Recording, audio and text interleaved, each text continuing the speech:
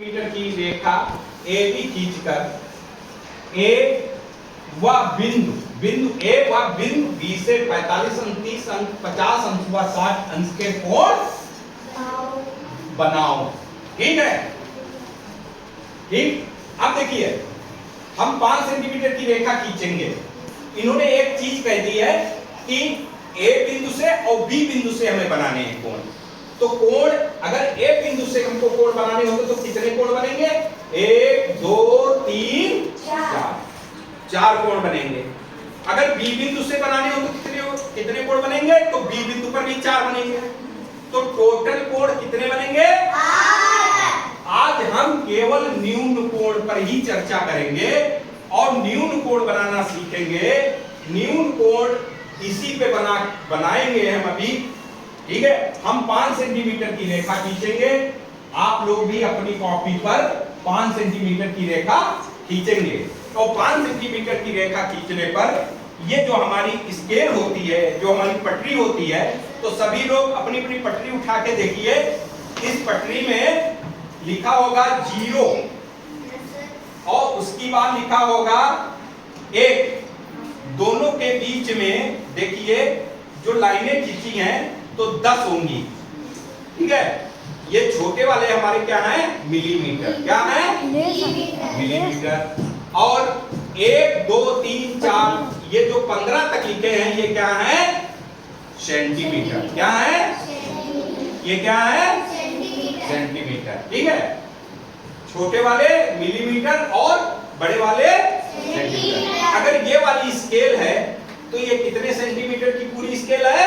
15 centimetre की, और इसमें 6 इंच होते हैं। ठीक है, अब हमने इसमें सवाल कर रहा है 5 सेंटीमीटर की रेखा ए बी खींचकर। तो ऐसे ए और बी एक रेखा हमको खींचनी है अपनी अपनी कॉपी पे। ठीक है, लेकिन ए और बी रेखा हम कैसे खींचेंगे?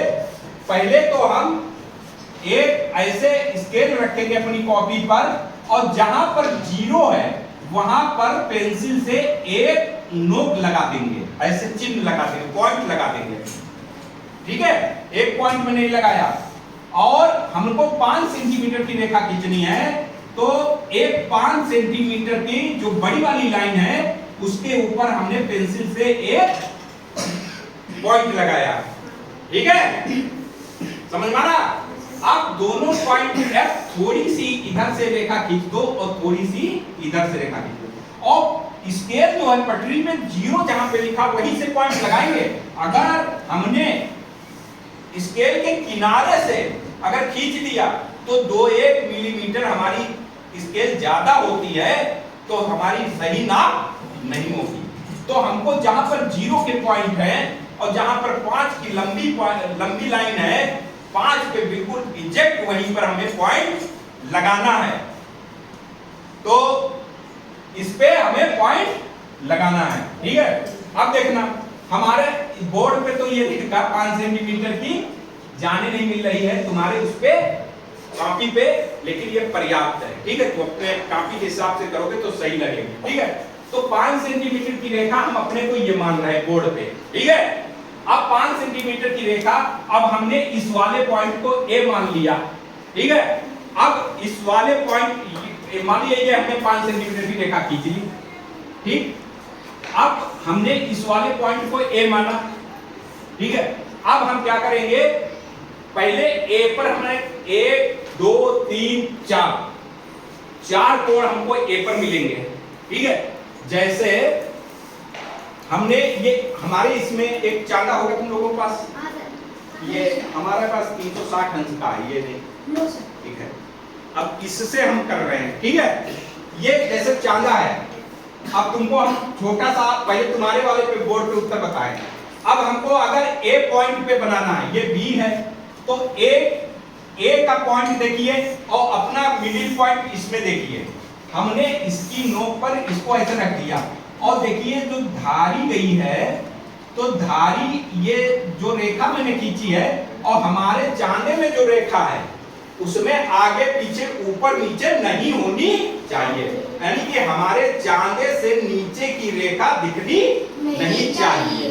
अगर बड़ी रेखा है तब तो 0 क्रॉस कर जाएगा, तब भी हमको पता चल जाएगा हमारी रेखा सीधी है या हमारा चांदा सही रखा है कि नहीं रखा है। अब हम 45 अंश का कोण बनाएंगे ऐसे रख के, मिडिल वाले पॉइंट को, चांदे के मिडिल वाले पॉइंट को ए पर रखा जाता है, ठीक है।